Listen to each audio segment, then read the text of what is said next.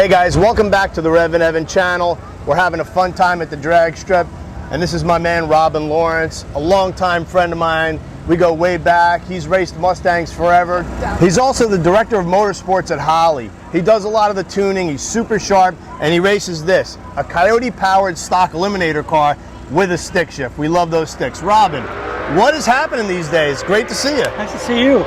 Just got a little taste of stock eliminator. Right. With Darren's Copos. Yep, because you ran all the heads-up stuff back in the day. Yeah, I love heads-up. I love the stick shift. Love the heads-up stuff. In my position at Holley, it's very hard to stay abreast, stay up with the classes and the movement. So went stock eliminator racing. Right, and stock eliminator dates back to the early 70s, late 60s. I actually ran stock eliminator myself for many years, and there's a lot of stability there. You can run a combination for a long period of time. You don't have to have the trick of the week as far as they changed the blower rule, or they outlawed my turbos. And it's a fun competitive class. So how did you go about picking this combination? Well, Jesse Kershaw did a wonderful job of filling the guide with different competitive combinations. Yes, he did. For this body style. Okay. S197, 2010, 2014. There's a lot of opportunities, I believe. Right. And this was a rather unscathed. There's probably 10 or 12 cars with this same combination in the country.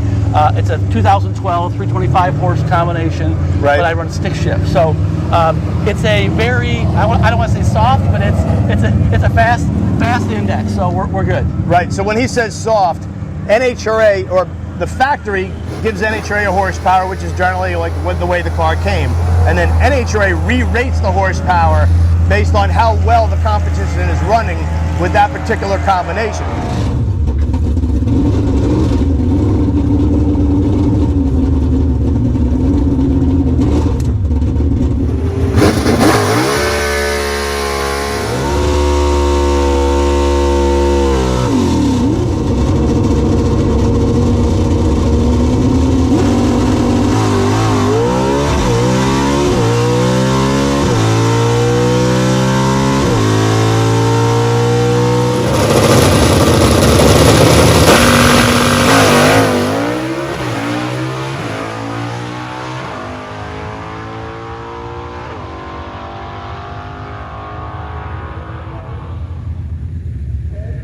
So let's take a closer look, pop the hood, let's see what we got under the hood.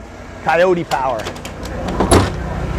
So Robin's run all kinds of supercharged combinations in the past. Have you run a turbo? Yes. And nitrous too, right? Turbo in '96, went to the 5.0 shootout up in Sparta, Canada. Right. That's where I met Steve Turner. Then I had NA cars, a blower car, the nitrous car, now back to this. Yep, so stock eliminator, there's a lot of challenges because you're in a very tight window of what you can do modification-wise. There's no cylinder head porting. Stock cam lift, you can use any duration. Stock throttle body, stock intake manifold. There's a little leniency on bore and stroke for what they call blueprinting or rebuilding the engine. You can run headers and you can run a 5-speed manual if the car came with a manual. So it's very tight rules. You can't just throw the kitchen sink at it. So what are some of the things that you've learned or that have been a surprise to you or a challenge? Because coming from where you can just add more boost or change the fuel, even the fuel you run is specified. Well, the big limitation on this is that stock GT intake manifold and the stock throttle body.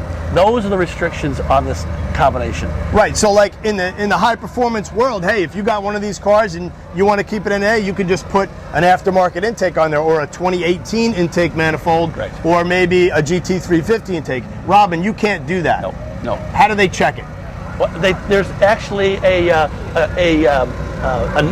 a casting number, but a imprinted number, molding number in the mold. Right, because it's not cast anymore. And when we set the record in October in FSI, so it's a national record holder in FSI. Factory stock I. Correct. 1027 at Indianapolis. So they check the molding number, they measure the throttle body, they poured the heads, the ports, the chambers, they measured the bore, they measured the stroke, they measured the cam, they measured the wheelbase on the car. I mean, so a complete teardown. And of course the weight, and they do a fuel check. Correct. And when Robin says they pour the head, so you have to remove the cylinder head off the car, give it to the NHRA tech department. they put liquid into the combustion chamber and the intake and exhaust ports and measure the CCs to make sure that you've not milled the heads beyond what you're allowed, because that would raise compression. And of course, the ports have to hold a certain amount of volume, because if they're too big, it means you've essentially ported the heads. The weight on that here is 3258. Okay. I'm currently about 100 pounds over. All right. And the index is 1180 here. Right. It's 1150 over NHRA. The quickest I run was last year in H at St. Louis NMCA. I ran a 1011 at 135. Wow. So who builds your motors? How much power are you making? And how high do you rev it? I rev it to 8,500. Okay. Peak power is at about 6,900, but it wants to be legged out. It still carries the horsepower. Makes about 553 at the crank, 486 at the wheels on my chassis dyno. Right. Jimmy Ronzello is a pal, and I like to consider myself an engine assembler. Right. Jimmy's more of an engine builder. Yep. And so I've teamed up with Jimmy to share information back and forth, and Jimmy's brought me full speed up to par on a lot of Coyote insights and helped me with my program. So Jimmy, I consider Jimmy my engine builder. Why don't we walk around the car and we'll show you some of the things that are unique to a stock Eliminator car. The biggest thing being the 9-inch by 30-inch tire, which is the biggest tire allowed. Robin, you run a stick. So what trans are you running? I'm running a G5R 5-speed. So that's a G-force transmission, and who do you get your clutches from? Charlie Westcott at Militia Motorsports. Oh, smart guy. It's a twin 7-inch billet clutch with Nice. Bonafani discs. Cool, so let's check it out. Mickey Thompson tires, of course. Holly on the side of the car. And Robin, this paint job looks very familiar to me when I think of the '69 Mustang that ran in the Trans Am series. Did it have a little play there, or is this something you came up with? Rich Rinke, I have no eye for design whatsoever. I can do nuts and bolts, but design is not my thing.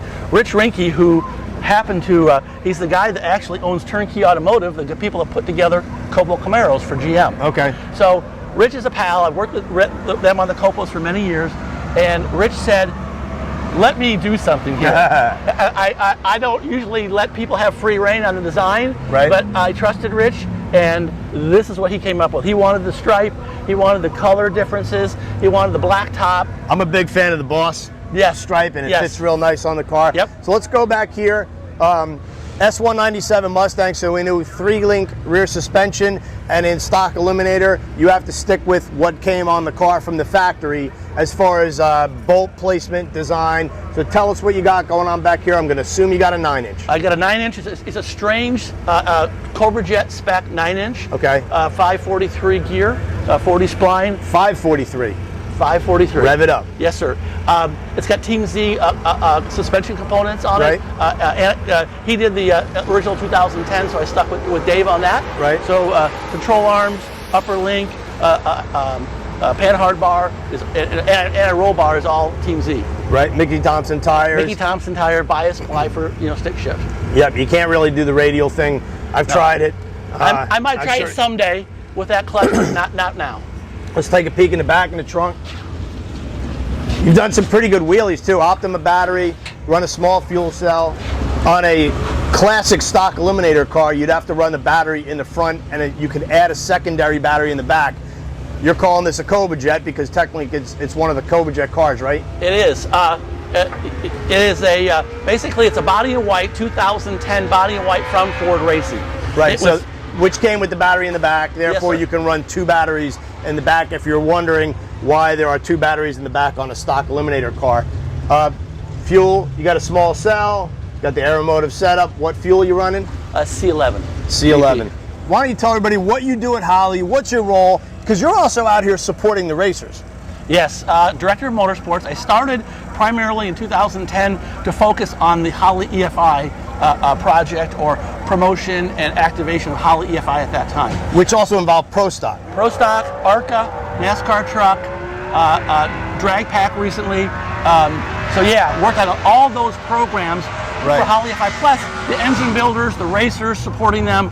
I knew the way to promote that was through the sportsman level, through the average guy. So now I lead a team of 7 guys who are motorsport related from different venues, very high level, technically astute people who we travel the events, we support different people from NASCAR to off-road, sometimes offshore boats, but specifically sportsman drag racing is one of the big wheels. Yeah, because not only do you do the marketing stuff, but you're hands-on with the tuning. He's deeply involved, and I have literally seen your guys at the track. You just grab one of these Holley guys if you're out here and you need help with any kind of Holley system, whether even if it's EFI or carburetors, they'll come right over to your trailer, to your pit area, and they'll dive in and help you work on your car to help you solve problems, or to just maybe go through your data so you can analyze your data, because that's a big deal, right? Yes, being able to analyze the data. We like to teach people how to fish. So these guys are some people don't quite have the Right. software down yet. We give them some tips and pointers. We help them look at the data. There are some nuances, whether it's wiring issues or just programming issues that we work through. But I think it's important to support the sportsman racers and have that expertise, at the track. The teaching part is very important because, like, the old saying, give a man a fish, he eats for a day. Exactly. Teach a man a fish, and he can eat for life. Correct. So that's awesome. What's the all-time best that this car's run? 10-11. 10-11? Yes, sir. Wow. And you just made a good run out there. You won that round of racing. You had the bye run, which is, I love racing bye. Yes. Oh yeah. He's the best guy to race. I still get butterflies racing a bye. What's up with that? So no, it was a good pass. I wanted to step on the brakes at the top end to see how much I could scrub off, kind of figure out where I'm at a little bit. So we're still. A lot of these guys have been doing stock unlimited for a long time. Mad respect for those people. So I'm just happy to be here racing. Yeah, well, that was a nice wheelie. We're going to catch you round 2. Thank you. Have fun out there. We appreciate everybody checking out the REVan Evan channel. My man Robin Lawrence does the stuff for Holley. He's out here racing. He's doing it. Have yourself a great day.